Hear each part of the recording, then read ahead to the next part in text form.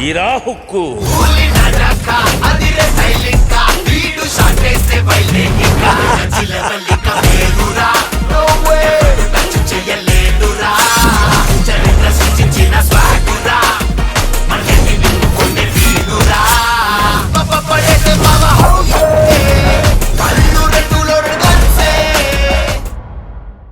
ఏమా నిమిష, నువ్వు ఏదైతే తినాలనుకున్నావో అది వండమని నీలవేణిని అడిగావా? ఇంతకు ముందు చాలా సార్లు అడిగాను నాన్న. అప్పుడు అడిగావు, చేసి పెట్టింది కూడా. ఇప్పుడు అడిగావా? లేదు.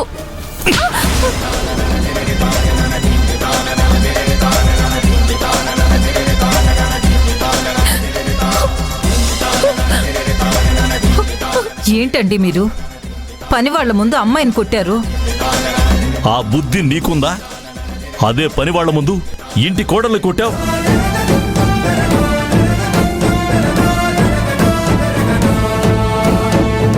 నీలవేణ్ణి అడిగితే ఖచ్చితంగా తను చేసి పెట్టేది. కాని అడగకుండా తన మానాన్న తను వెళ్ళి ఇష్టం వచ్చినట్టుగా చేసుకుంటూ చెయ్యి కాల్చుకుంది. దానికి నీలవేణి ఎలా కారణమవుతుంది? కరెక్ట్గా మాట్లాడారు అయ్యగారు.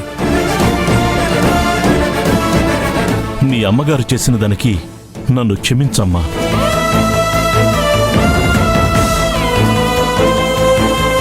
అయ్యగారు, మీరంత మాట అనకండి.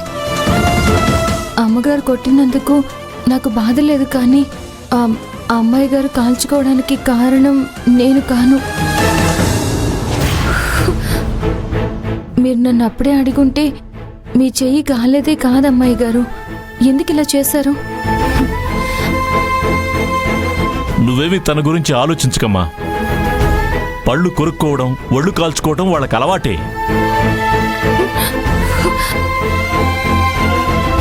అయినా ఇంట్లో పని వాళ్ళుండగా నా కూతురెందుకు కష్టపడాలి? నువ్వు అలా నెత్తిన పెట్టుకున్నందుకే కాంచెర చూడు ఎలా తయారయ్యిందో. నేనేం చేశాను నాన్న, నన్ను అంటున్నారు?